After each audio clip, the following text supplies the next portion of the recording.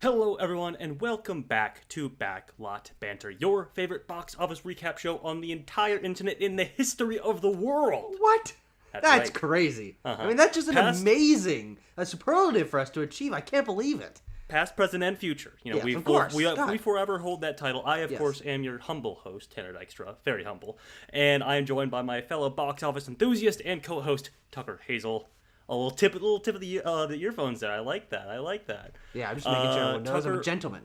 We are here to talk about a hell of a month, and excuse my French, a hell of a month at the box office. I'll make sure Joe Biden pardons you for that. Okay, thank you. That is the month of November 2024. And Tucker, don't mind if I say so, but I think we have a heck of a lot of box office ballyhoo to get to this month. But before we get into all that, maybe that's what we should call the show, by the way. You ever think about that? Box office ballyhoo? I think box office banter is probably the best option. It took us a while to get there, so let's not move off of that too fast. Yeah. Anyway, we would like to invite you to subscribe to Backlot Banter once you get the chance, which you have the chance right now. You're watching the video. Like this video, comment down below your thoughts on the month that was sort of a tumultuous and ending strong month that was November 2024, and make sure to stay tuned. And this is what I usually go to. Yeah. If you like talking box office stuff, movies, video games, anything like that, comics, video games, movies, what did I say? Comics, music. That's right. That's one of them. Cooking, that's in there. Discord channel, that's what I was getting to. There's a link for that in the description. Yeah, absolutely. We have so many things in there, so sometimes I double up, you know? That's true. That's fair enough. Okay, Tyler. All right, enough faff. This is a serious episode. Right out of the intro. Yeah, this is very serious. This is dire. Yeah. Dire if you like movies not making money. True. Tyler, let's talk about November 2024. Let's start where we often do start, always, in fact, with the top 10 domestic openings of the month. Always really is quite often when you really parse it down, when you break it down. The top 10, excuse me, I was on the wrong slide. Top 10 openings, domestic openings of November 2024 were absolutely rollicked by the waves of Moana 2 at 225. My nose started bleeding there. 5 day.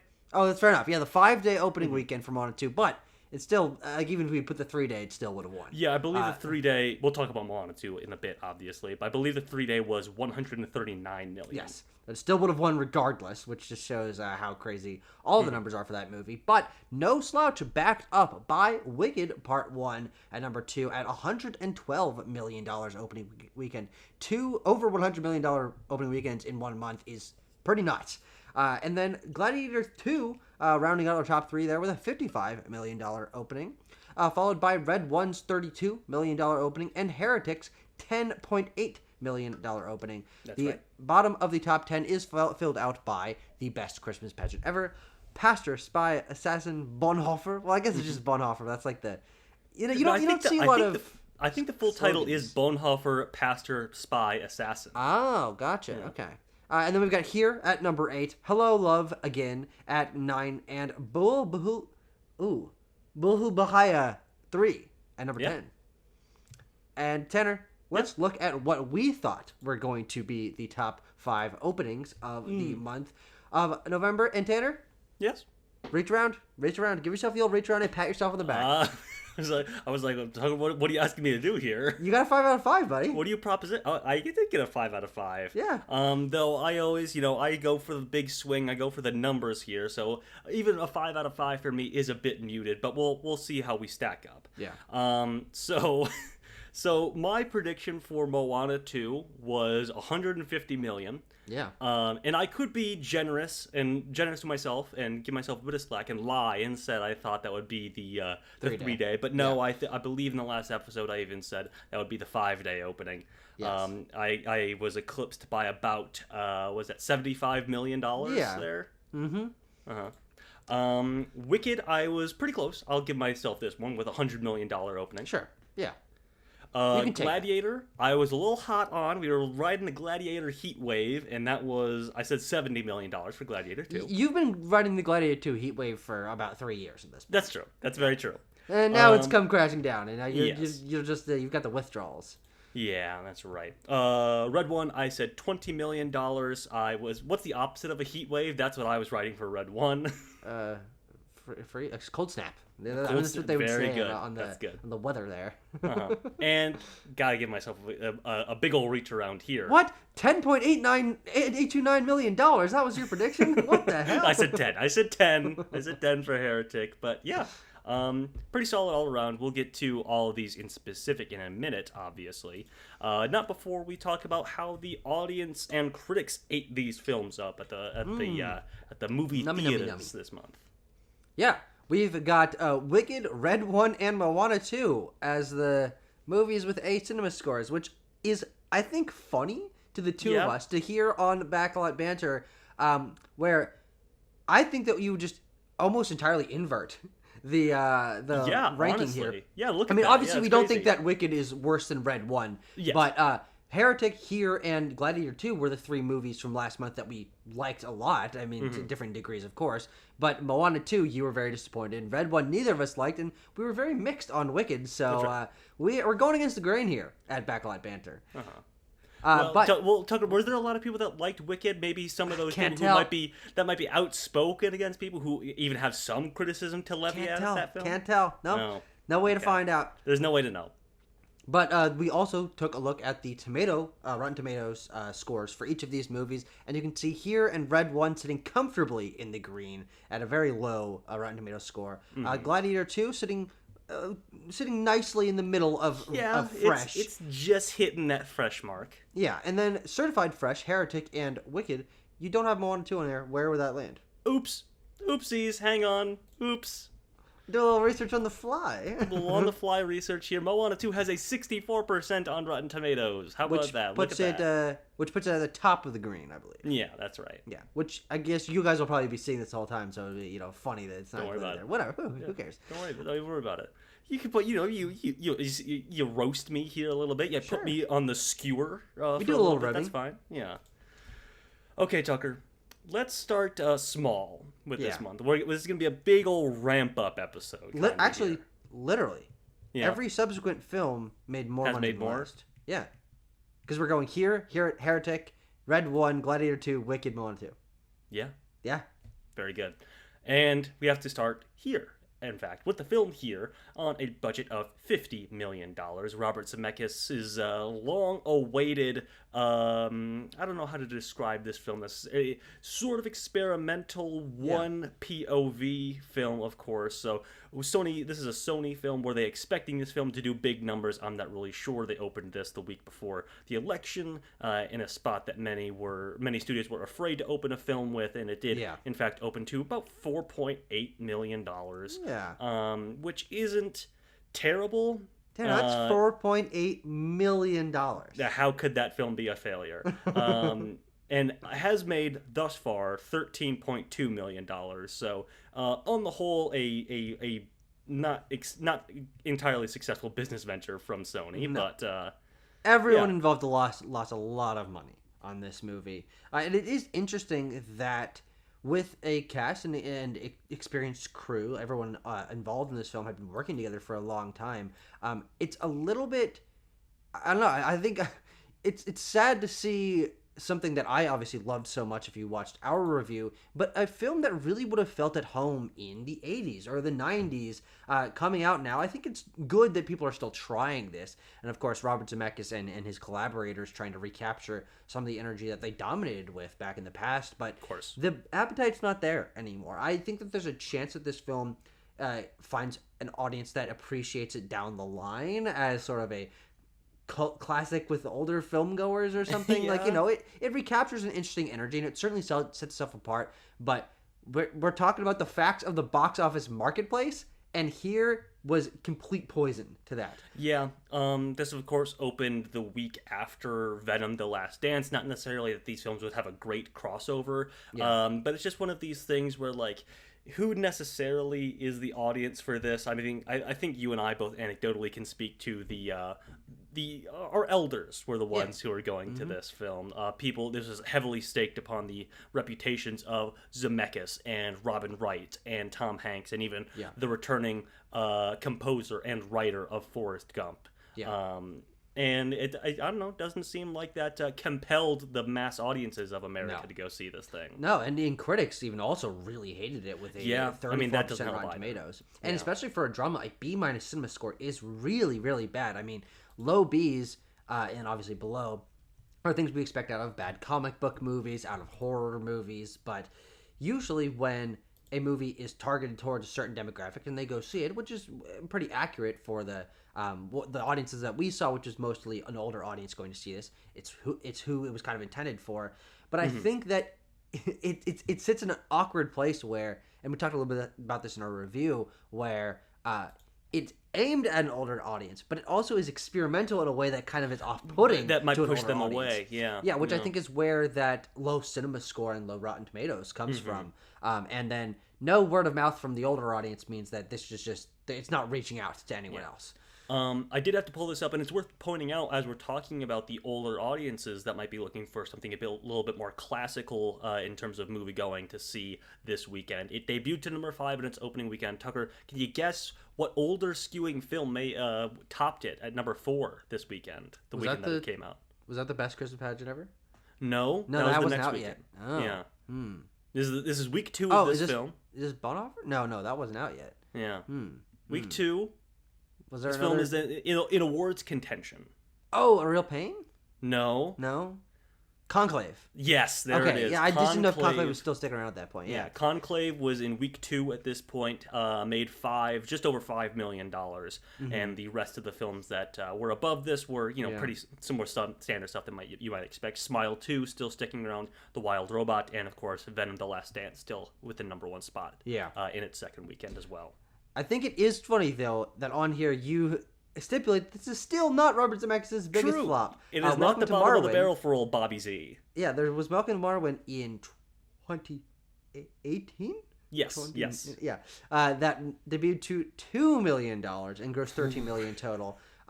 When it opened against Aquaman, which was a very that holiday 2018 season was very, very busy. But that's also funny. And there's another movie that no one ever talks about. Yeah, just kind of interesting that this, in a way, opened against Venom, and also, I noted there, Welcome to Marwen grossed $13 million. Here is probably looking to stick right around there as well. Yeah. I know, while I was updating numbers, I really only ticked up the international number, so I think this might be having some rollout in other international markets, which might push it. Okay.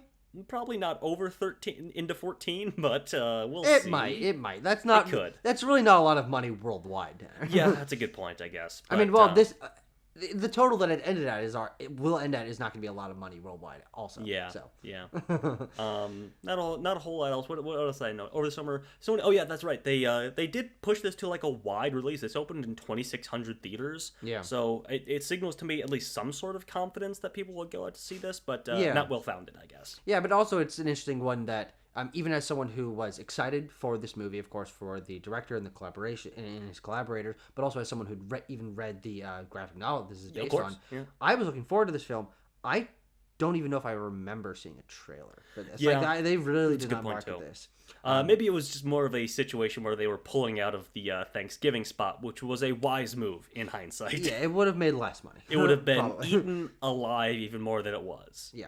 Yeah, though to me it feels like a Thanksgiving movie. It's very does. family oriented. It's about family. There's multiple tradition. Thanksgiving scenes in the film. Yeah, about tradition, kind of homey.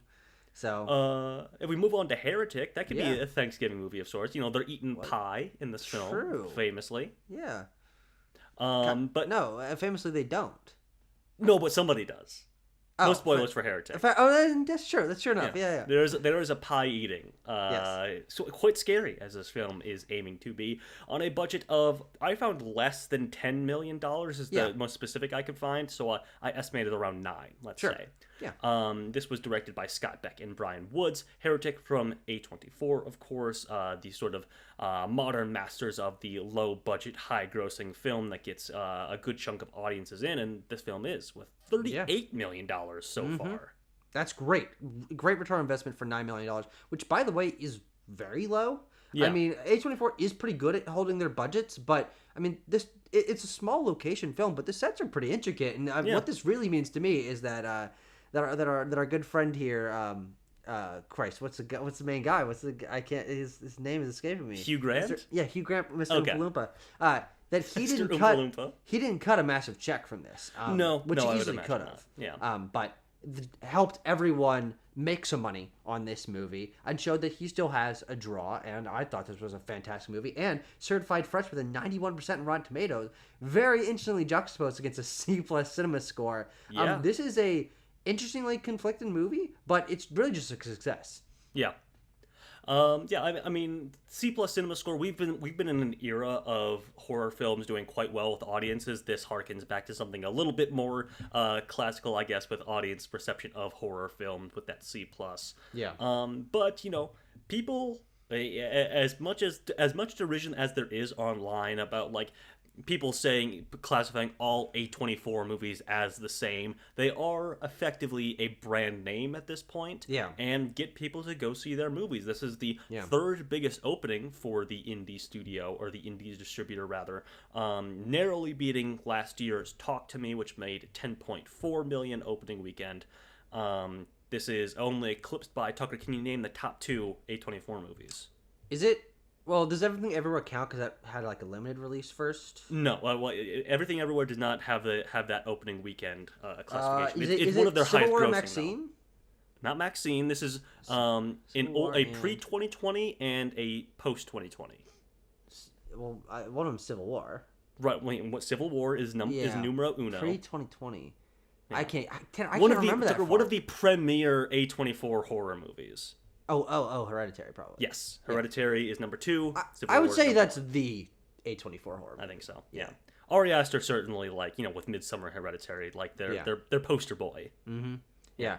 But I'm glad that this, and also with A24 films, as you say, being a brand name, some people say that as sort of a negative, that they kind of feel similar. I can understand that, but what I think it really does signify to me is that there is an appetite specifically for original films. This is an original script. This is not based on an IP. They are, I guess, they've said that they want to do like some sort of IP-ish movies in the future, but for the most part, their films aren't. And Heretic is successful and has their third biggest opening and is, I believe, like their it's in their top 10 highest grossing films. Yeah. So it's just a success all around. Yeah. The originality is really thriving for them and other studios in the horror sphere, especially. Did want to point out that this film did outperform or open to expectations, I would say, along with the Best Christmas Pageant Ever, which opened quite well. A much-needed W for Lionsgate. Yeah. Yeah, I mean, and both films did perform quite well. I mean, the fact that like that sort of not widely marketed like Christmas movie, I would say, opened in contention with like a big name starring A24 horror film is bode well for the box office month to come. Yeah, absolutely. I do want to point out anecdotally that my family almost never talks about going to see movies.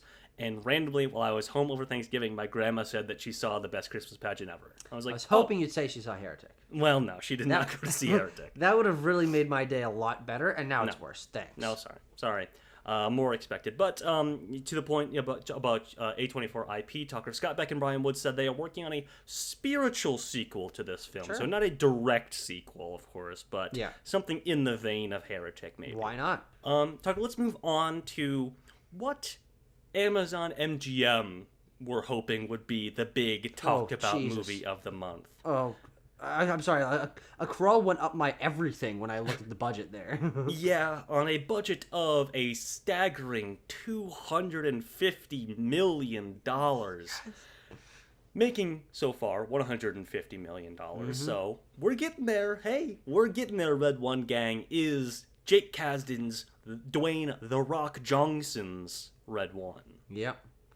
And opening to a $32 million domestic opening, this has got to be in contention for one of the biggest discrepancies between budget and domestic opening. I mean, $32 million is solid, all things considered, in the grand scope of the box office and how many things are opening very low. But for the amount of money that they put into this and the amount of marketing and standees and advertising and tie-ins, this is going to be one to look back on with a little bit of you're like scrunching up your nose. Yeah, you're going to scrunch your nose at this one. Absolutely. Yeah, but Gotta put claps up for Jake Kasdan and crew. Oh? It did open above expectations. It did. People were thinking that it would open between $20 and $30 million, but it just edged that over that, which is actually not particularly common. Which is why I give them some props. I thought this was a bad movie, and it didn't make any money, and it lost them a lot of money actually. But overperforming expectations is something to mildly commend. And also, an A- cinema score is pretty damn good, all things considered, compared to the 30% Rotten Tomatoes score. Yeah. So, this, I mean, can you imagine if we learned, Tucker, that they spent $250 million on a movie that just went to Prime Video and was promptly forgotten? Well, we probably just wouldn't even talk about it. Like we would. That's a good point. It wouldn't even really enter our mind sphere. I mean, yeah. Well, like what did like Ghosted cost? I don't know. I mean, probably like $200 million. I'll just see if I can find that actually. Yeah. Go ahead and look that up for me. This is on that budget, as we're sort of harping on here, the most expensive film ever made by seven. Sorry, I have a creature crawling on things back there. The most expensive film ever made by $7, which is Dwayne "The Rock" Johnson's production company and Amazon MGM Studios. Their most expensive production ever. Oh, sorry, MGM's most. Well, no, since the acquisition of Amazon MGM. Well, yeah, because I mean, they don't really make a bunch of big movies anymore. Exactly. Yeah. By No the way, Time Ghosted, to Die. Yeah. Ghosted $40 million budget. So hey, $40 million? Oh, yeah. Okay. Well, how much did it make in theaters? Oh. No Time to Die is also up there but that was before the merger or the acquisition of Amazon MGM. So, but No Time to Die also quite expensive movie. But hey, made more money than Red One did. Mm-hmm. You also have here that Dwayne Johnson becomes the first star to have two #1 opening movies in the same month. I remember this headline because Dwayne Johnson was putting it all over his social media. He had this on his Instagram. He was sharing it on Twitter. He was like, hey, look at this crazy thing that Deadline said I did. And that's complete fucking horsepucky. I was listening to, and I have to give credit to Mr. Dan Murrell on his box office show, which is slightly more popular than ours. I'm not Slightly. We don't need to. Well, it's sounding like more research if you're going to debunk this. But he said that, and had the stats to back it up, that Catherine O'Hara just this year had two with Beetlejuice and The Wild Robot. Well, okay. She's not the star of either of the movies. That's true. That would be my contention. But then he also said that, what was it, Face Off and Con Air in the 90s with those open in the Nicolas same Cage. This is what I'm going on. I take Dan Murrell's word as close to gospel as I do almost anyone's with box office research. That's a fair point. So I believe him on that, and also this just seems a little bit ridiculous, but regardless, it is impressive. And what it really just means is that he made two big movies, and they came out close to each other. Yeah, I mean, you know what? I do have to take this away. I mean, I'd much rather give this award, this superlative, to Nick Cage. Those two films did open in June 1997. So, hey, You know what? He got us there. But also, if he's like the only star in the... Yeah, I mean, that this is like sole star. Well, I would say Red One is not even that situation then. Red One is maybe like a Face-Off where like you have two big stars, top of the poster thing. That's certainly fair. Oh, also another thing that Dan mentioned, and again, I think you can kind of make a half... Like, you can make an asterisk here. An asterisk for last year with Vin Diesel in Fast X and Guardians 3. Yes. But regardless, both ensembles of those films, of course. But yeah. Good point. And there are plenty of like supporting roles where like sometimes they'll be like back-to-back movies are #1. Yeah, well, I mean, we talked about that. We've talked about this several times on the show.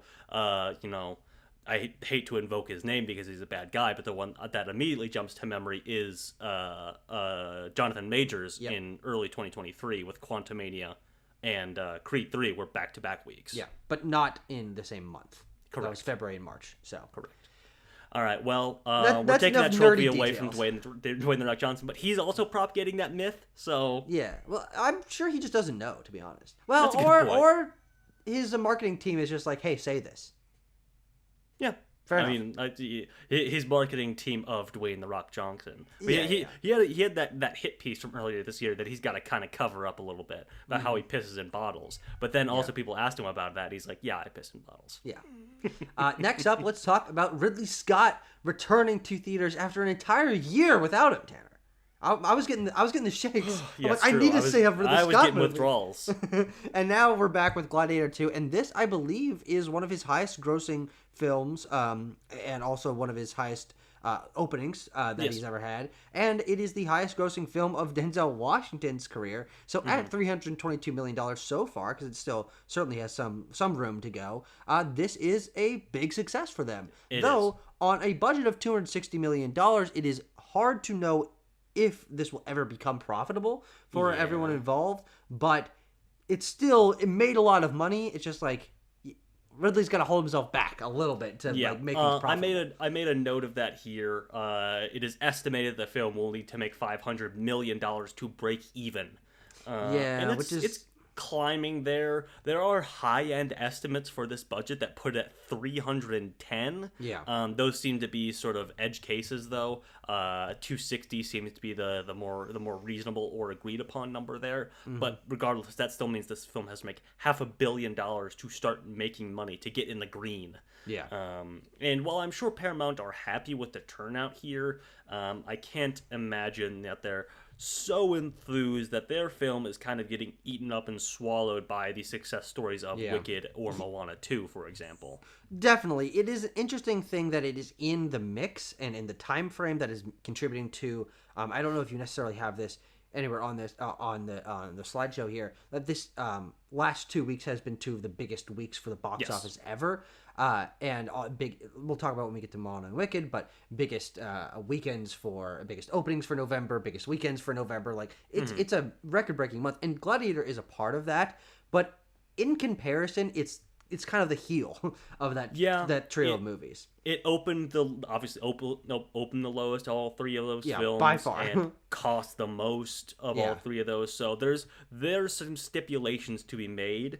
We have to give Ridley his flowers here. He's on the road. He's on the campaign trail talking about how he's going to make Gladiator 3 in the coming years. We'll see about that. It's also weird, it's also should be noted that like Gladiator 2 is easily the I guess not by Rotten Tomatoes score. Moana 2 is a little bit lower, but like broadly by the audience, Gladiator 2 is like one of the worst received of the three as well. Mm-hmm. People aren't like crazy riding high on Gladiator 2 like they are, especially for Wicked. That has the greater narrative of like the crowd pleaser of this weekend, of the Glicked phenomenon, which in a way turned out to be this year's Barbenheimer, but a little muted, especially it's really Gloana. That's the GL is the Gladiator part. That's true. It's Mo Wicked, I guess. Mo Wicked, yeah. But yes, it is the highest grossing film of Denzel Washington's career, as you said. The previous highest grossing film of his career was another Ridley Scott collaboration, American Gangster. So, if these two team up, who's to say what heights they can reach? Yeah. Well, probably this. No, frankly. No, that's a fair point. Yeah, that's pretty good. Yeah. And hey, this is a pretty high bar. I mean, both of them have been around for a long time and been incredibly popular, influential for decades. And so it's actually impressive, even though based on the budget, this is not necessarily the biggest hit it should be. This is still a superlative for multiple of the most experienced people in the entire and respected people in the entire film industry. So you can't like completely write this one off. Well, we'll talk about. Be careful how you throw on that word respected. I don't know if you saw the headline about from the cinematographer on this film. Him being like, Ridley Scott is old and lazy. He doesn't give a shit. He's doing multiple camera coverage because he doesn't want to be on set all day. He is leaving things in the background and being like, we'll clean it up in post. Like that's where you get a $260 million budget from. Yeah, well, yes, and it certainly. But also he like walked that back a little bit, probably because he wants to work with Ridley Scott again. I don't know. Who knows? Who knows? But let's get on to what really rocked the boat this summer. No, Not even close. Not even close to Nope. summer. This is the fall. This is Well, Thanksgiving maybe season. you're thinking Southern Hemisphere. Oh, sure. No, yeah. I'm mentally I'm in Australia right now. Right. But we Wicked. have Wicked coming out, and Tanner, the funny thing is that I think if I had not been a box office money guy, as you and I have been following all this stuff very closely for the last few years, if I had just been Joe Schmo out in the street, what are people talking about movies?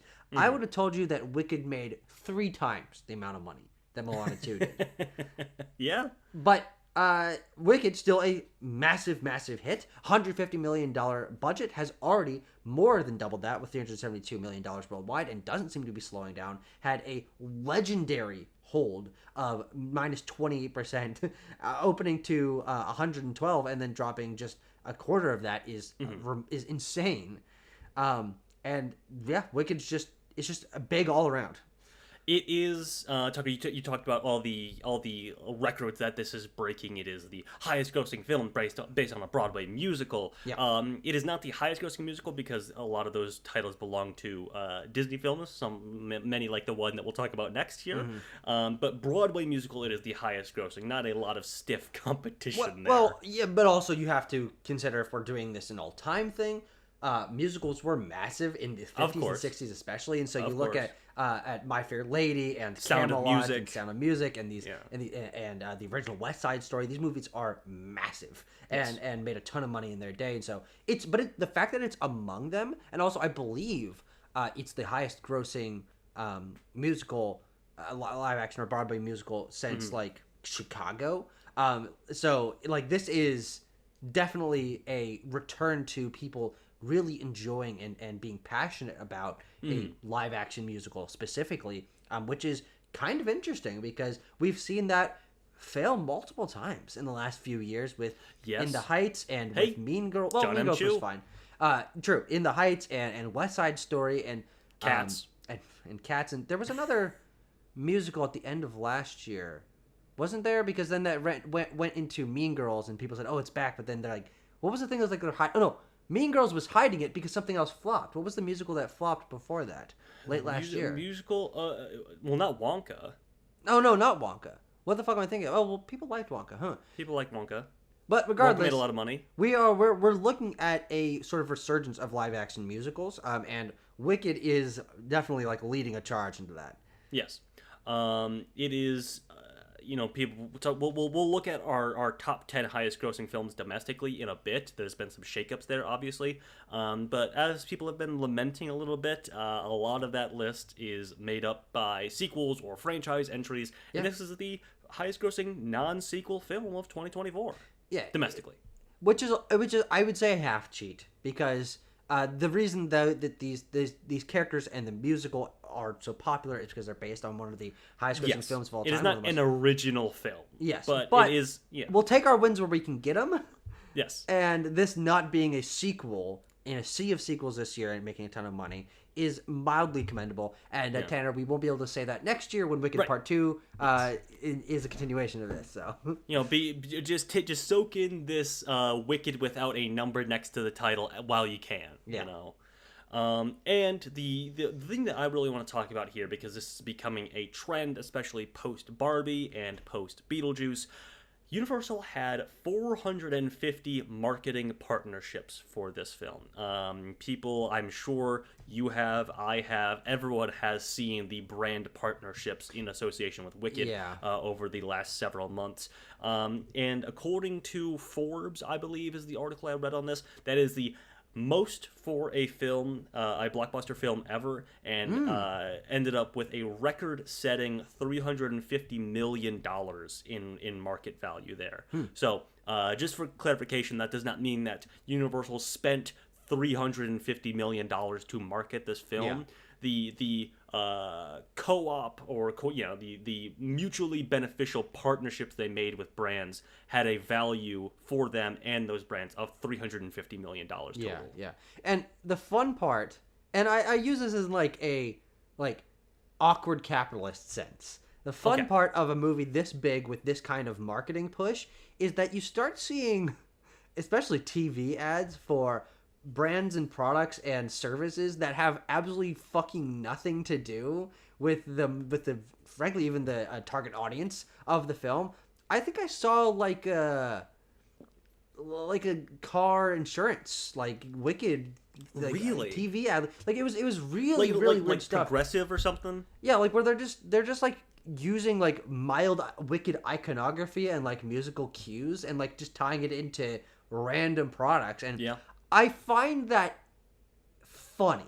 I find it interesting. It's kind of like darkly weird in a capitalistic sense of like, oh, this is like we're really going to like this lengths for like everyone to make money. But I still like, it's an interesting part of the modern movie landscape, and obviously Barbie and Beetlejuice and Wicked having, and obviously many other movies having crazy amount of tie-ins, especially. But those are the three that I've read articles about, like, hey, the Beetlejuice. I think that this is probably going to be called like the Barbie strategy of like really putting your stakes down in brand partnerships, and not just brand partnerships generally, but like, especially for the big ones, going a little bit in on having your stars appear in commercials or alongside products, or finding creative ways to tie things in. Not necessarily for all of them, like the car insurance thing you mentioned, but that is what makes these movies stick in the mind of the American audiences. True. So, or and international audiences for that matter. These are international brands, of course, but it helps that that eventually stuff like that takes on like a life of its own on the internet. With Wicked, there was a lot of memes, viral memes and jokes and things going around, some of them to the chagrin of the stars of this film. I will say that, I mean, just to the like cultural saturation of this film, I was sitting up here editing a little bit earlier today, and I heard from my father's phone all the way downstairs, just he was watching Wicked meme and Wicked like Instagram reel after Wicked Instagram reel, Facebook, whatever their equivalent of TikTok, whatever it is. Like I just kept hearing like Gravity and like all these like musical cues coming from all the way downstairs. I'm like, my dad did see that movie, but I'm like, I didn't even know he cared. Would he have seen it if not for you though? He didn't see it with me. I saw it by myself. The rest of my family went without me the next like 2 days later. Sure. But yeah, Wicked's a massive deal, and what I'm really interested to see is if my gut feeling is correct that Wicked Part 2 will be an even bigger deal next year, because I really do think it will be. Yeah, that's a good point. We'll have to wait and see if like, I mean, people aren't gonna really be turned off by the fact that like the to be continued thing. I mean, this film is continuing to make massive buco bucks at the box office with that second week drop, like we've been talking about. So it's not like people have been like, oh, this movie's a ripoff. It's only half the story or whatever. People are I think getting more down for this. And we saw like Dune Part 2 make more money than the original film, so I would not be surprised. I would say that this film is only going to gain fans in the year leading up to this 100%. I mean, it's going to have a long theatrical run, and then it's going to have a couple of months of award stuff that are just going to be bringing it back into people's consciousness. And then they dropped the trailer for Wicked Part 2 at the Super Bowl next year, like literally like within 6 weeks of the Oscars happening. Yes, like exactly. This is going to be a Tucker. I'm seeing it. You're painting a vivid picture for me.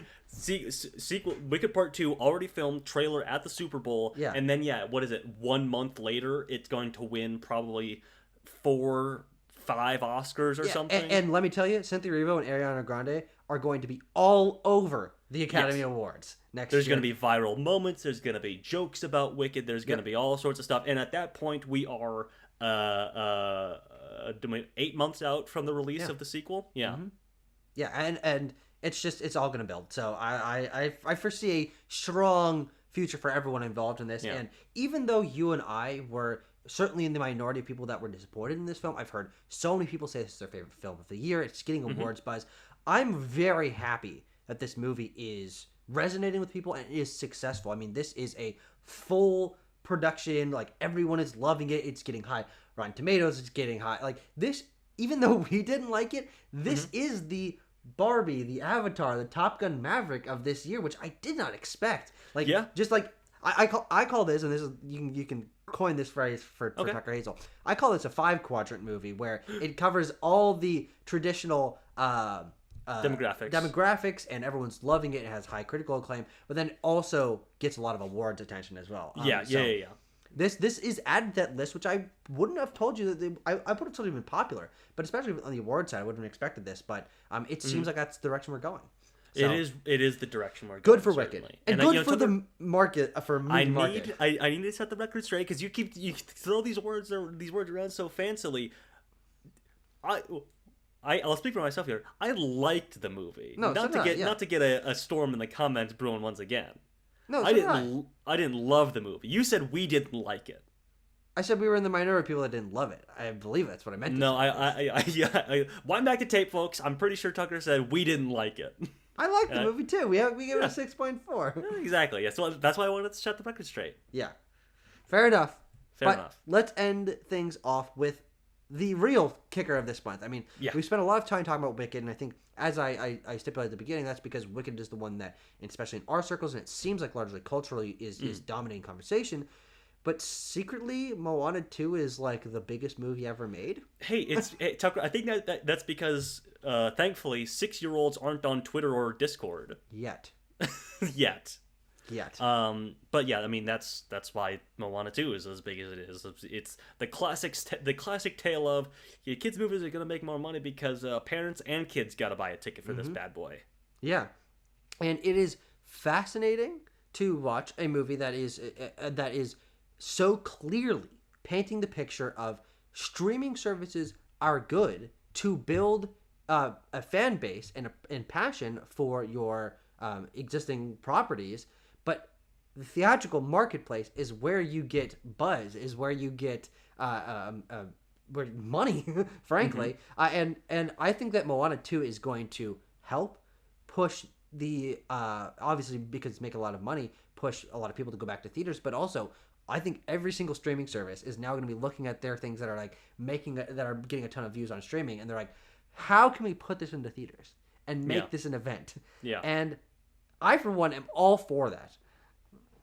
Yeah, I think there is a double-edged sword to this, depending if you want to be hopeful or cynical about things. And I certainly hope you're right, Tucker, that this signals a move away from the streaming market, but also will this signal like a, well, maybe some things that weren't initially built or built to be presented in that theatrical market, maybe something that was made with a little less intentionality or care behind it, or budget or anything like that. Will that make its way into the theatrical market now? I don't know.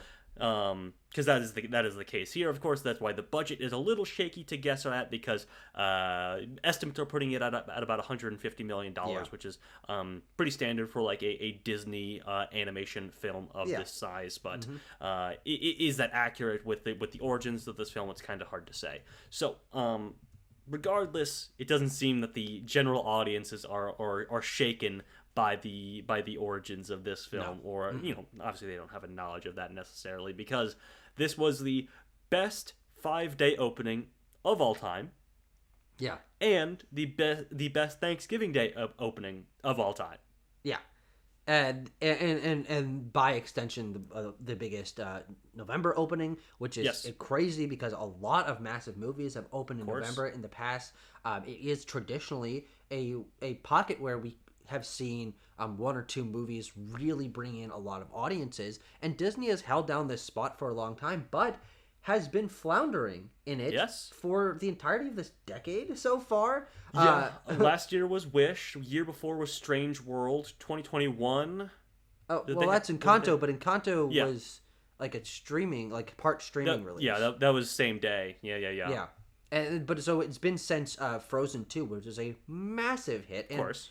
Is the highest grossing animated film of all time? Or is it Mario? I believe yes. It gets in the weeds of like, have you Lion talking worldwide or internationally or domestically? Yeah. And then you also throw in the Lion King. Yeah, well, do you want to throw in the Lion King? I think domestically, like Incredibles 2 holds a lot of records, or internationally, Frozen 2 takes a lot of those back. I don't really. Yeah. But we can digress and say Frozen 2 made a piss load of money. It was a massive hit. And Moana 2 is actually magnitudes bigger. Like the 5-day opening for Frozen 2 was like 175, and this is almost $50 million more than that. Like, Tucker, this is why I back at the beginning of the episode I was like, I mean, I said $150 million for the 5-day opening because I was that would like, have been massive. yeah, I was like it would have been huge. It would have been about the size of Inside Out 2. I'm like, 2019 was such a big year for movie going. Frozen 2 made 175 that year. Frozen is such a big deal. And Moana is obviously huge on streaming, but will that translate super well? And the answer is unequivocally yes, multiple times over, you stupid idiot. Yeah, 100%. It's not something I besmirch you for, like, guessing that amount. It's like, I don't... And actually, this is interesting to bring back the name of our Lord and Savior, Dan Murrell. Right. He put a poll out to his audience that was, will Moana 2 have a bigger opening weekend than Frozen 2? And like only 30% of people said that it would. So like even among film goers and people that are experienced with and interested in the box office, this was a complete surprise. And you look at the predictions there, the range of $150 to $190 million, both of which would have been good numbers, and is a massive range already. It smashed past that by a range of 75 to 60 million or $30 million. Like this is, no one was expecting this to be as big as it is, especially I think for me coming off of Disney's Disney Animation's cachet that was being something shaky. that colored it for me too. And you know what this means, Tanner? What's is that I think that we will be getting at some point fast-tracked Encanto 2 and Elemental, and like these movies are big on streaming. I wanted to talk about this, Tucker, because what people are obviously pointing to, get ready for sequelitis to the nth degree coming from Disney after the overperformance of Moana 2. And I was thinking about this over the old Thanksgiving holiday. I was like, so let's just pare it down to just Walt Disney animated stuff, okay? What have they put out in the past 10 years, let's say, that either wasn't a sequel already and didn't bomb? Sorry, wait, can you phrase that a little more clearly?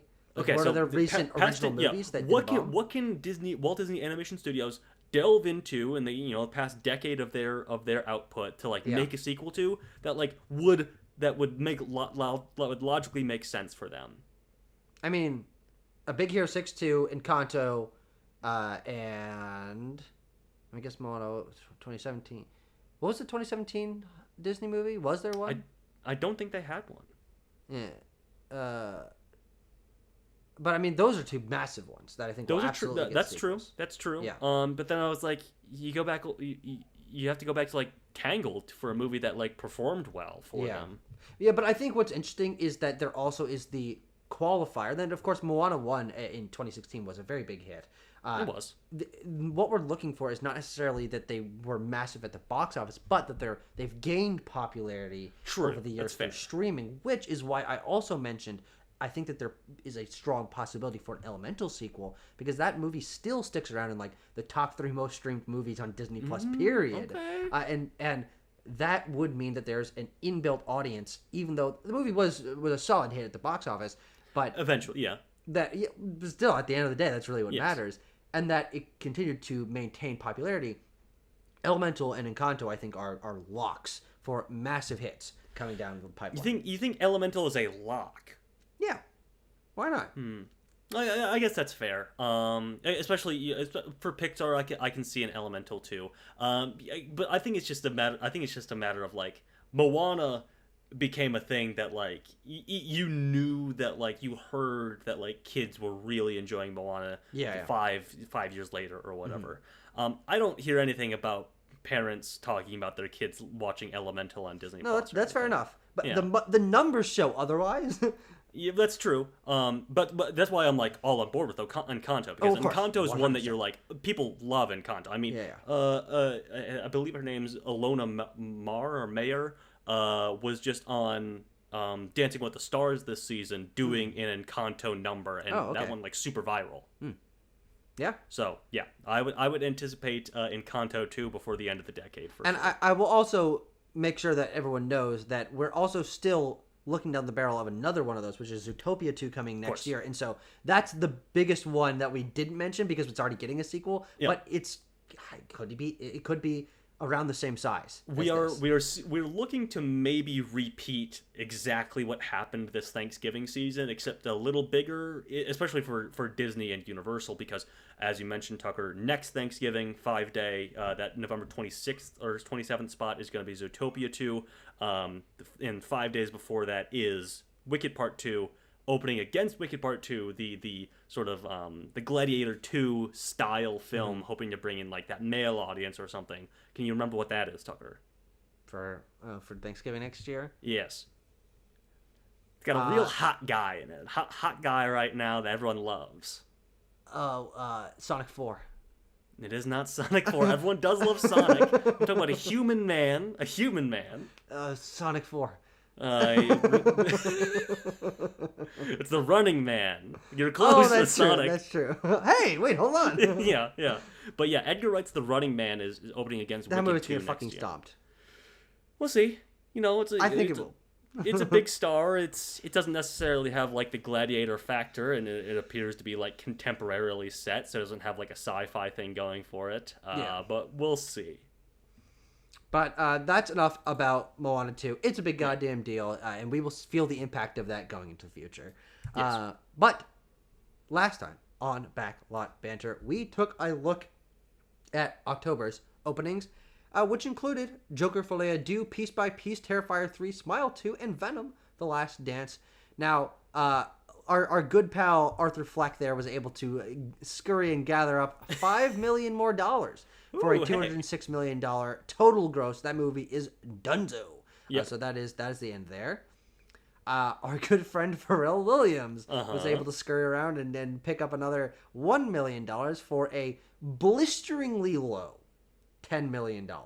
An ekingly low, yeekingly low, yeah. 10 mil. I'm gonna say not our friend Art the Clown. My buddy, my personal buddy and hero.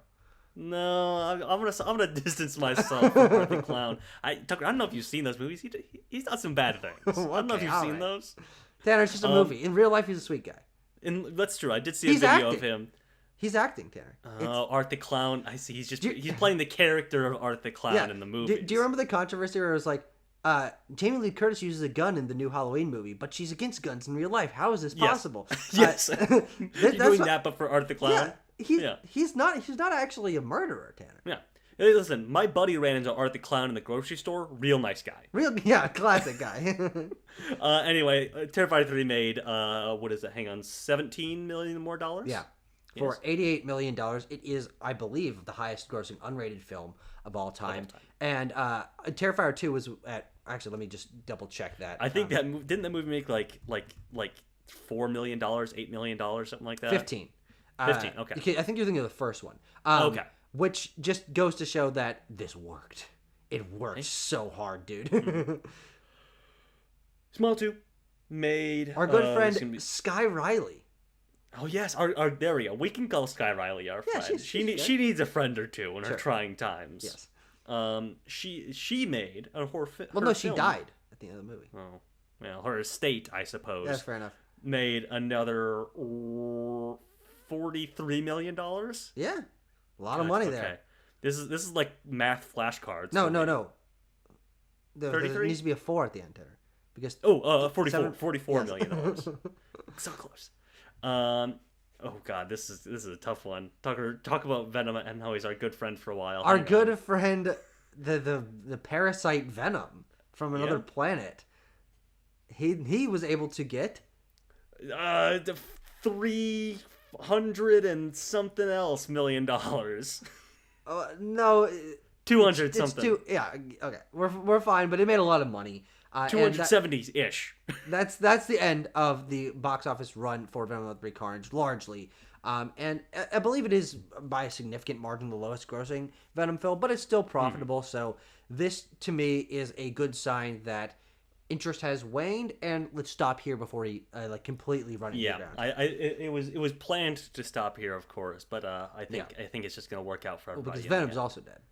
It's true. Venom is dead until he shows up in Avengers Doomsday or something. I don't know. Yeah. But we also want to take a look at what we thought of these movies in comparison to November's of yore. And we talk a little bit about some of these films already today because, again, Disney has had this slot locked down, and so you can make our comparisons between Moana 2, Strange World, and Wish. A Ridley Scott film? A Ridley Scott film twice in there. We can't draw like a ton of comparisons across the board, but this no Marvel movies, no. Oh, actually, there was a horror film. What? Thanksgiving and The Menu. If you want to like. Heretic. I was talking about too. True. Heretic, Thanksgiving, and yeah. But this was a good month. I mean, like maybe Red One like sits high in my mind of like, God damn, that was a stinker. I mean, it was just easily the lowest rated movie that we have on here by a significant margin. But like, just good movies all around. Yeah, it was. It was a good old month, weren't it? Yeah. Now, Tanner, quick question: what is your favorite movie on this page? Ooh, I mean, The Fabelmans. Oh, The Fabelmans is a great fucking movie. Yeah, there's some great goddamn movies on this list. There's some really good movies, but if I have to pick between this year and last year, I think it's fairly easily Gladiator 2 still. Oh, your favorite for this year? Yeah, between this year and last year. No, fair enough. And I'm excluding 2022 from the list. Yeah. Well, let's take a look at the more graphy numbers here, where we compare to what tanked last year was that Thanksgiving season. It was bad. I mean, we come out of the trenches real hard from last year. And I don't know where you get these numbers, but I would also be interested at some point. I mean, you can tell me this off screen if we can find it.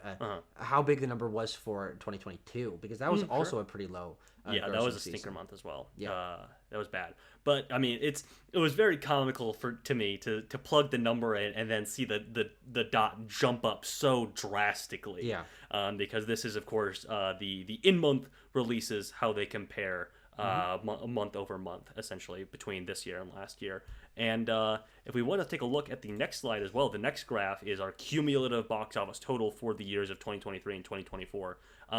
We've made some great strides. Great strides all around thanks to the month of November 2024. Last time, if I'm remembering correctly, I'm not looking at the numbers, but I believe our deficit was about 12%, and we've cut that down to 7.3%. Yeah, because really what it means is this month made a lot more money compared to November of last year. Yes, we made up a lot of ground, which is super good. And I think that this is probably about where we're going to land. I mean, last year's holiday season was fine, and I think this year will be fine as well. I think there'll be some big movies. I mean, though also Moana and Wicked will be holding very well. Exactly. That is the point that I really want to look at for December, is that the Wish and the Marvels were not holding into December like we will see Wicked and Moana and to an extent Gladiator 2 do. Yeah, and early December isn't a big time for movies anyway. No, it's famously a low period. The one movie that just jumps to mind for like an early December movie for me is Violent Night. It's the one I always go to as well. I think it's because your mind's like, okay, December, Christmas, Violent Night, Santa, but also you're like, oh yeah, that opened like the first week of December too. Yeah. But this week we've got Y2K, which is going to make probably less money than Violent Night did. But overall, the box office will be big this month this week, because we still have 3 big movies. You can throw in Gladiator 2 in that mix, and also just still the holding on of things like, I mean, Red One actually had a really solid hold last week. Tucker, I know we dogged down that movie as I am wont to do, as I love doing, dogging on Red One. But it is also kind of, to an extent, doing exactly what Amazon MGM was hoping it would do, which is just glom on to the Christmas audiences. Just glom on to that holiday season, and people will be like, this is vaguely Christmas related, I guess I'll go see it. Yeah. They're obviously hoping for it to be a bigger manifestation of that, but it's kind of happening, which is why people being like, oh, this thing will be on streaming in a couple weeks or whatever, are like, no, the strategy is clearly for them to hang on through Christmas and see how much they can rack up in theaters. Yeah, maybe we'll see about that. But yeah, I think you're onto something there. But I'm very excited to see where we end off at the end of this year. But Tanner, I just have to bring up one thing about the fact that we're able to have the gap so close between the total gross of 2023 and 2024, where at the beginning of the year we were talking a pretty big game about how the box office is going to take a massive step down this year, and that just really isn't true at the end of the day. that was what the prevailing narrative from industry experts was. I believe the range was people saying like anywhere between 10 and 20% down, and we are now on the upper end of that range, the good end, the good ending. What I wanted to say though is, is this a good thing? Because really what this means to me, what this signifies, is that this was the low effort year where everyone was just trying to survive till 25, that's kind of thing. And we can just push things out, and like the strikes are fine, it's not going to hurt us that bad. Like, I don't know if this is actually a good sign for like the long-term health of the industry, that in a year so heavily impacted by poor business practices and strikes and people trying to and things caused by people being unhappy with the way they're being treated in the business, that we can still have a really solid year of movie grosses. I don't know if that's like, maybe I would have wanted it to be bad to like, stick it to the man, I guess. yeah, it's a good point. I'm getting filled pilled right now. I don't think that's a good point, Tucker. And I won't dissuade you from wanting to stick it to the capitalist interests behind Hollywood, of course. But I think you're right in that there's not going to be a lot of lessons learned, a lot of bandages put on the industry after this year, I don't think. Yeah.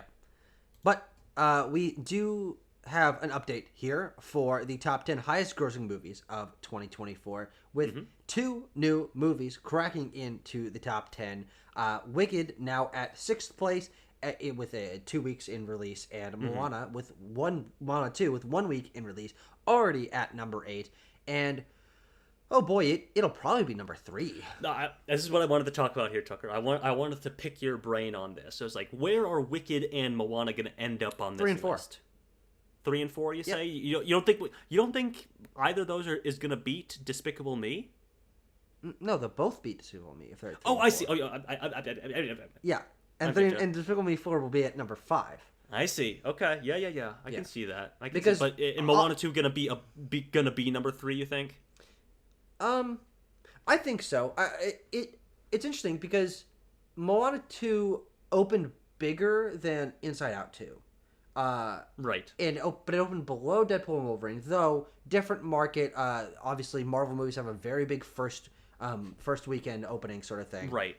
But also, and Moana will hold fine, but I think that it just, I don't know, do you think it has more competition with things like Mufasa and Sonic, like taking away some of that and taking away premium screens? Which I mean, I think honestly, what you look at is what are people going to be seeing in the 2 weeks leading up to those two films. That's fair enough, yeah. Kraven. The reason we see Deadpool up at number 2 is because it had the entire run of August without any major blockbuster competition.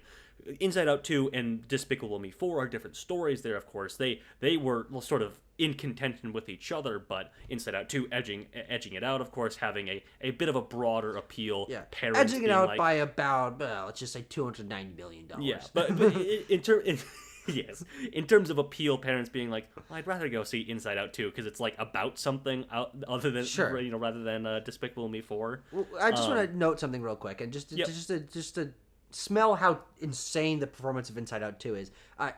Even the amount of money that Inside Out 2 made more than Despicable Me 4 would be number 5 on this list.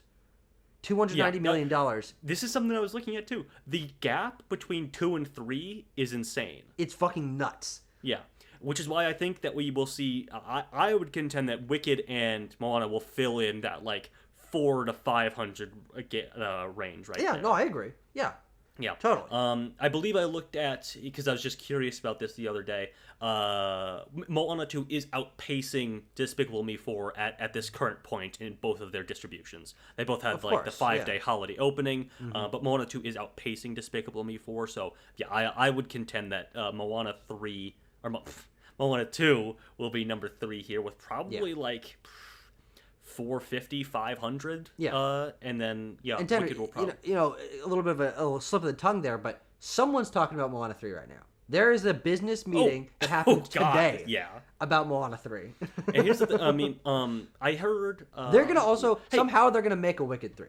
Speaking of people who don't need our plugging on this show, but the Weekly Planet, I think, was talking about this, where they were like, they have this conspiracy, if you want to call it that. That's like, I think there was already a Moana 3 in production at Disney that can be pushed out, like, not 5 years apart from this. Maybe like 3 years. Yeah.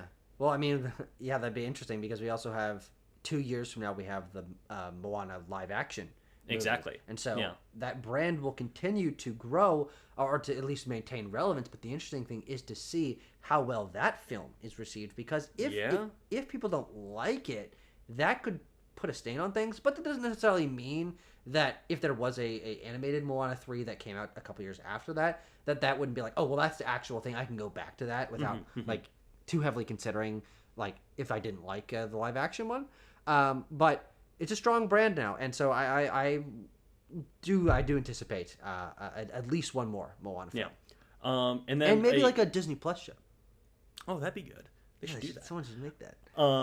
And then, of course, you mentioned it already. Sonic 3 and Mufasa will be coming out. I think that'll push Godzilla and Kung Fu Panda out of the top 10 here. I agree.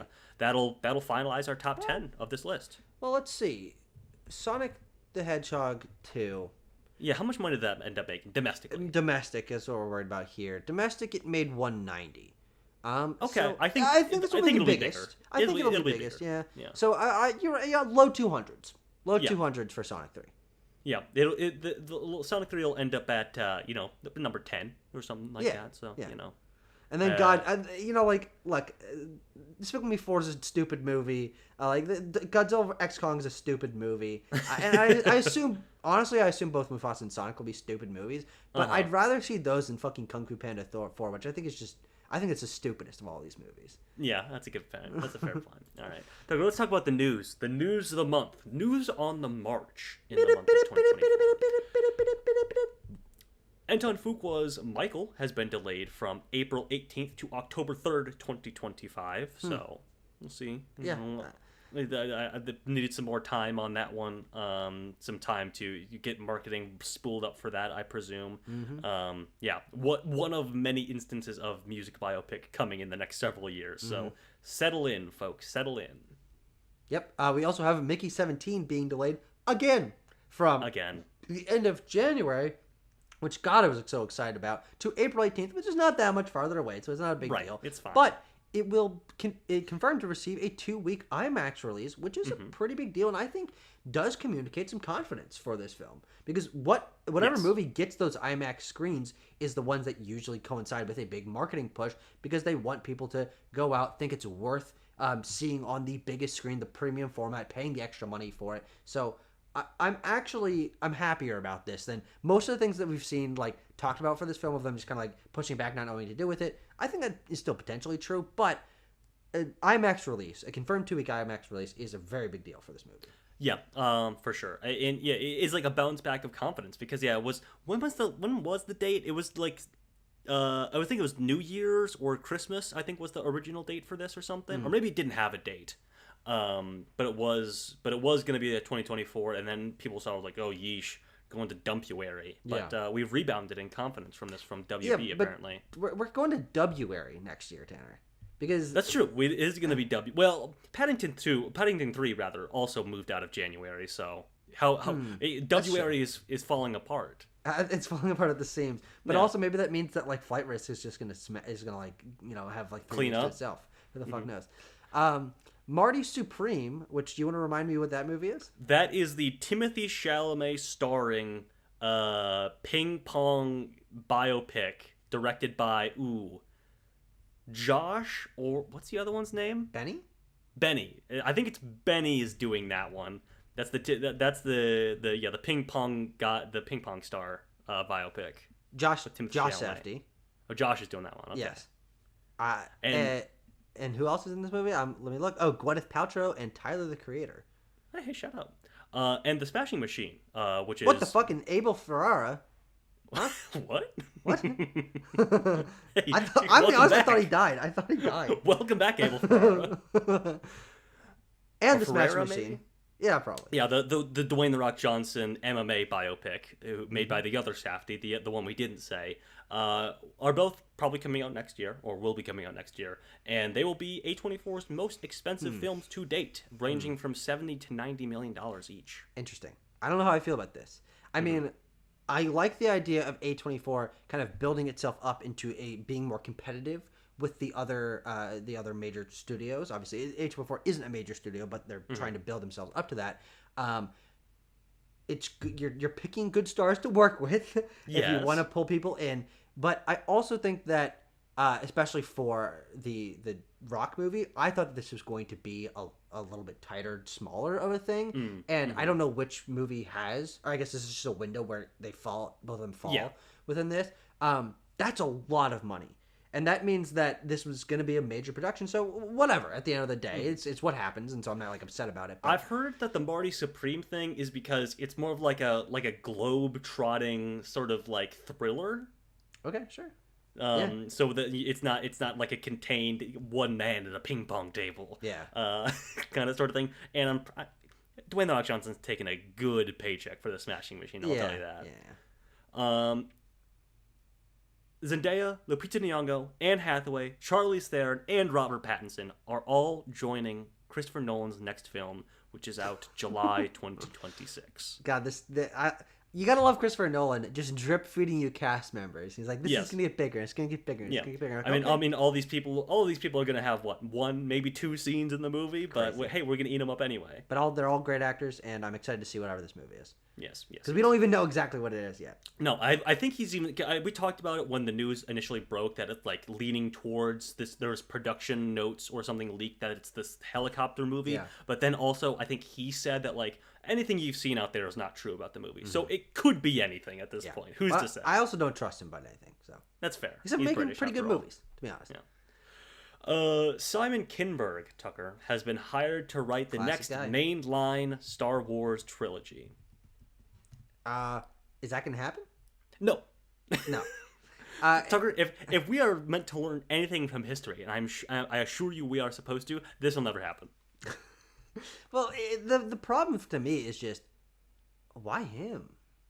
You know, I mean, Tucker, you mean you don't want the director of Dark Phoenix heading up your Star Wars trilogy? Is that what you're telling me? Tanner, the director of the Killers game. The Killers? No. No, wait. What the fuck am I looking at here? Writer. Sorry, writer of the Killers. Right. Yeah. Well, he's also written a few stinkers in his time too. Oh, yeah, he definitely has. But okay, I'm just looking at his Wikipedia filmography here, and it's kind of complicated how they're like. Yeah. Like, I mean, he's like he's like a big writer, director, producer. He kind of jumps between all three. Executive producer of Death on the Nile. What? Yep. Huh? What's going on? Producer of Lift? Huh? What? Yep. I mean, this guy just has a really shit ass track record. He does. I mean, he does. He's made a lot of movies in the 2020s. New Mutants, Death on the Nile, 355, which already were like, oh, this is like Skid Row. This is like this is like shit pile here. But Haunting of Venice is pretty good, and Deadpool and Wolverine I like. But then Lift and the Killers game, like, okay, we're back at it. I don't trust this guy, so this is not gonna happen. I hope. Very, very funny to me that Lucasfilm is like, all right, guys, we know that we've been canceling a lot of individual Star Wars projects recently, but you know what's gonna get the general public back on our side with an announcement? We can't make a Star Wars movie, but we promise that we're gonna make 3 Star Wars movies. No. Lie detected. Not detected. Tucker, Ice Age 6 is a thing that is happening. It is coming out on December 18th, 2026. Yeah. It takes the date of a untitled Star Wars movie that's no longer happening. Hey, how about that? A Star Wars movie that's not happening. God, this is a classic bit here on Backlot Banter. We're just like, oh yeah, Star Wars movie. Sometime later, we're just gonna be like, that's not happening. Mm-hmm. But I do think this is interesting to note because is this the first time Disney's using the Blue Sky brand since they required? I guess Spies in Disguise was technically after the acquisition. Yeah, I think that was made well before, though. Yeah. So, yes, this is the first Disney Blue Sky project. Yeah, but it's just a Disney movie at this point because Blue Sky doesn't exist anymore. I think they shut it down. Yeah. So it'll be weird to see the Disney logo in front of this. Yeah, well, now I'm curious, though. Who's making this? Like, are they making a new Blue Sky animation studio? Like, I don't know. What the fuck? I never I like was kind of thinking about this before, but like logistically, how is this happening? Like, does Disney It's technically probably have a 20th third? century. Sure. I mean, what are the Fox animated movies? Like, which team is making this? I don't know. We'll have to Don't look look at into me. this. Yeah. That's interesting. I don't make a lot of money, probably. Yeah, probably. Luca Guadagnino. Hey, as surely as there is Star Wars movie that never that get announced and never happened, Luca Guadagnino's like, hey, I'm making another movie. What about the other ones, buddy? Where are the He'll other get five? to those. Hey, don't worry about it. He'll get to those. This time he's gonna make a movie for DC Studios starring Daniel Craig, and it's called Sergeant Rock. Why not? I'm in. I don't care.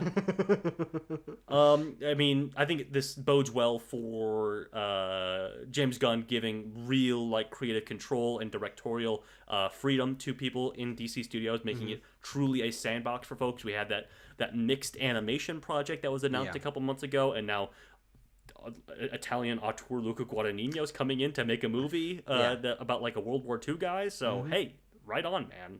We will see what happens with all of this. Paddington in Peru, I mentioned it already. The U.S. release of that film has been delayed to Valentine's Day, February 14th of 2025. It is out, has been out for about a month in the UK and other places already. Crazy. So we just don't really weird. see this anymore, especially for English language films getting like a really staggered release. And I guess they see this as a bigger thing, and Dumptuary still is kind of a, there's a stigma towards a movie coming out in February, or in January. So this is probably a better window for it.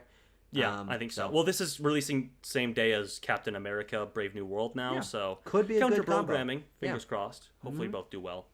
But I'm interested to see how well a Paddington film does here in the States. I don't really know how well Paddington 2 performed, but I think the Paddington fever really caught on post 2 releasing. Yeah. Paddington 2 made only $40 million versus a total of 283, so 14%.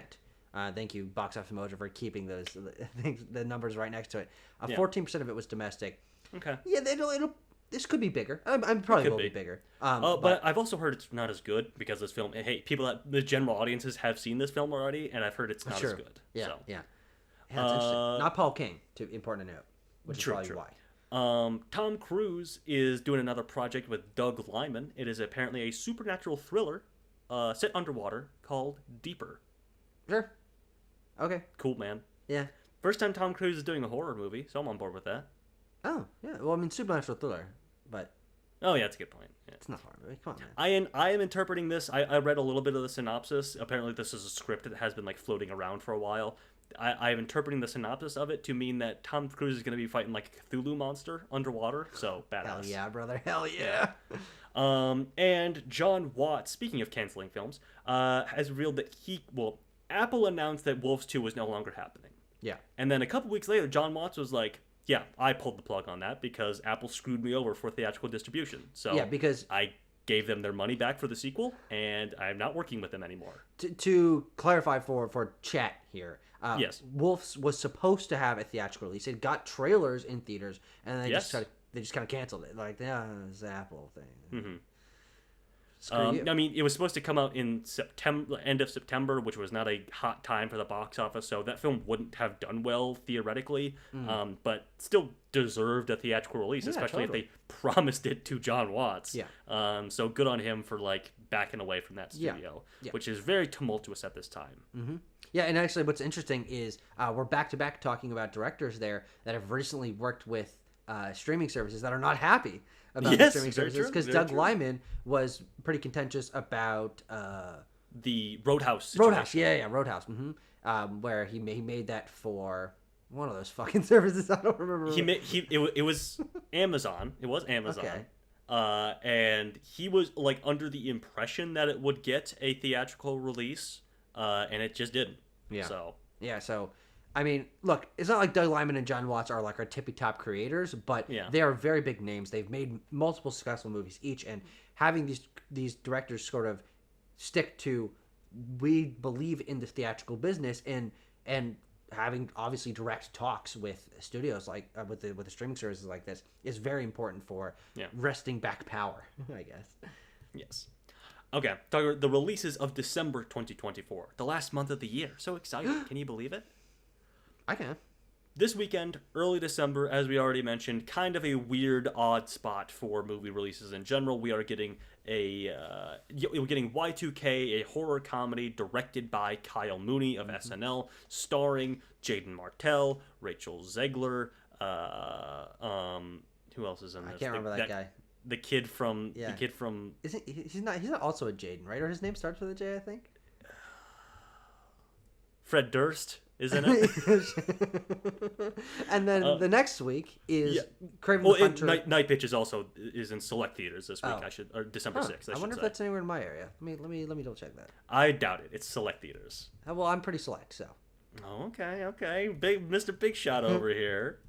I've moved to a place where theater studios are actually confident that people go see their movies. So. Well, we're getting it in our area technically.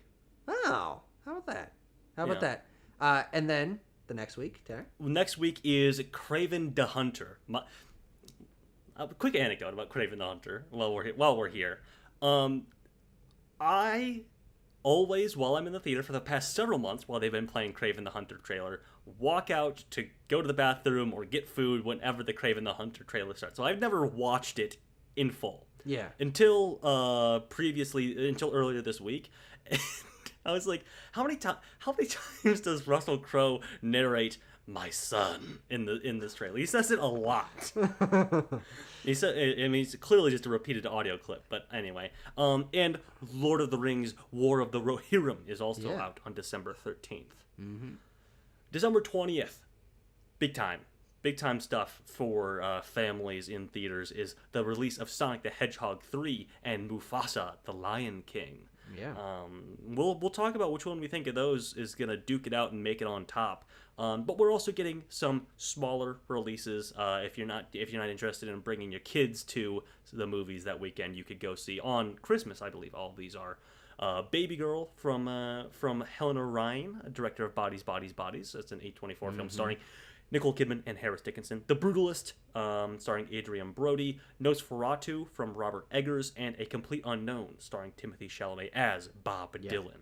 This is a really balanced month. I'm excited for a lot of these movies. Yeah, me too. And so I'm happy. This is what I want to see when I look at a list of releases. Like you got something for everyone. It seems like everything's paced out pretty well, and I'm hopeful for the box office this month, especially because if we look at our predictions, I have 3 movies that I've got a lot of confidence in, which is Mufasa: The Lion King at the top slot, Sonic the Hedgehog 3 coming at a probably pretty close number 2, and then I also have a very big faith in a big opening and good hold and general performance for Timothy Chalamet in A Complete Unknown. Mm-hmm. And then for my 4 and 5, I've got Kraven the Hunter and Nosferatu. Okay. So Tucker, let's do a little behind the baseball here. Before we started recording, I had Lord of the Rings: War of the Rohirrim in my number 5 slot. Yeah. You noted this to me, that you found this odd, and kicked off a whole snowball effect in my mind while I was rushing around doing things before we started recording of like, should I swap it out? And indeed I am going to. And let me take you through my thought process of why I had Lord of the Rings over A Complete Unknown and why I still have A Complete Unknown at number 5. Okay? May I? Okay. Lord of the Rings: War of the Rohirrim, I was like, I know it's animated, but I think there is an inbuilt interest from like Lord of the Rings fandom or even like anime fandom to go see this thing. Okay. But then I bought my tickets to go see this film in 2 weeks, and I saw that there was nary a seat sold in that theater or any of those show times. Sure. And I was like, maybe it occurs to me that I'm like, I've never really seen this film advertised at all. I saw the trailer twice in the last few weeks, and no one's reacted to it. Like, to be honest, whenever people see it, they're like, oh, this is Lord of the Rings? Yeah. Like, I just don't think that this is a project that anyone has any knowledge about. Like, I think so, too. It's a really weird blunder from Warner Brothers to be like, this is technically the first Lord of the Rings movie in theaters in a decade. Yeah.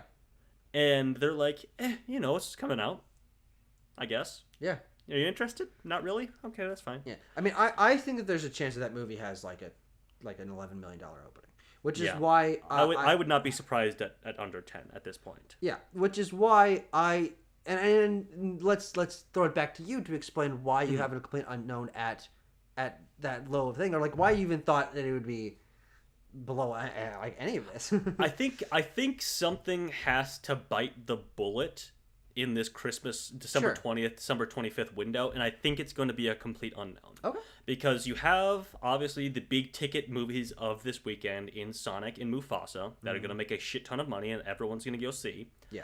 I think you even have something with a lot of good buzz and horror audience interest in Nosferatu.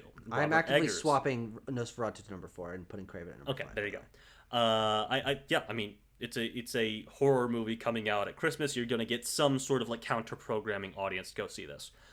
Best case scenario for a complete unknown is like some odd mix of like Timothy Chalamet stans who are going to see anything that he does. Sure. And old people who know and love Bob Dylan. Mm-hmm.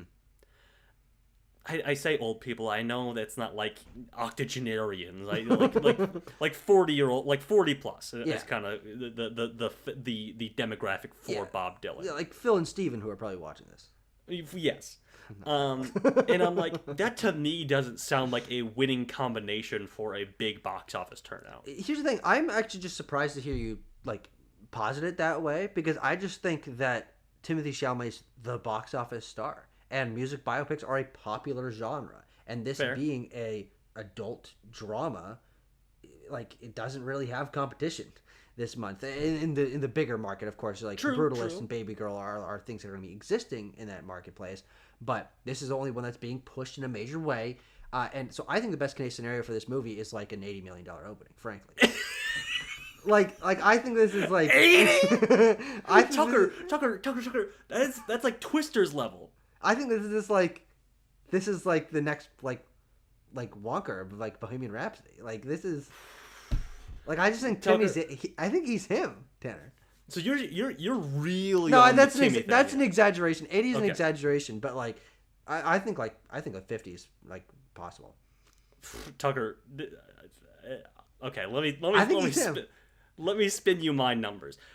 Timmy is a star at this point, but I think he still needs some a movie premise that people are more broadly interested in. Yeah, biopics. Hey, listen, maybe this is my music, inexperience coming through, but because I watched these trailers for A Complete Unknown, and I'm like, how many people in this theater know this movie is about Bob Dylan? Sure. Yeah. Because how much sway or influence does Bob Dylan have on like the modern music listener? Tanner, I have no idea. I'm not even factoring that in, frankly. Because like Queen is massive. Yeah. Queen is huge. Yeah. Whitney Houston had a movie a couple years ago. She is way bigger, to my mind anyway, of like a recurring, people know who that is and love and appreciate her music. I think she's above Bob Dylan at this point in terms of people being like, oh yeah, great pop star Whitney Houston. I'd love to see her songs performed on the big screen. Bob Dylan, and this is just maybe a personal thing, his voice is just does not do it for me. So sure. we'll see what I think of the film in general. But I just don't know if the Dylan fandom is strong enough. I mean, totally fair. Now, just showing my inexpertise in this area of music. Was Bob? Who was the one that "Blinding by the Light" was like about the songs of? Is that Bob? That's Bruce Springsteen. Oh, okay.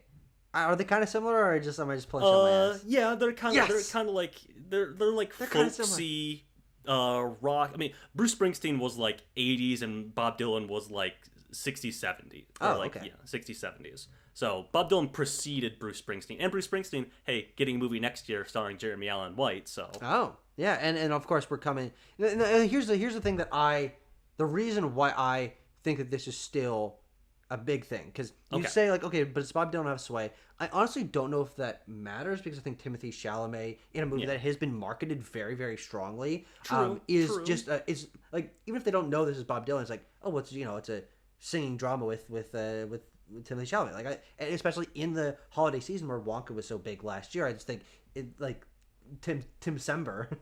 Chalamet Sember is gonna be like it's gonna be a thing from now on.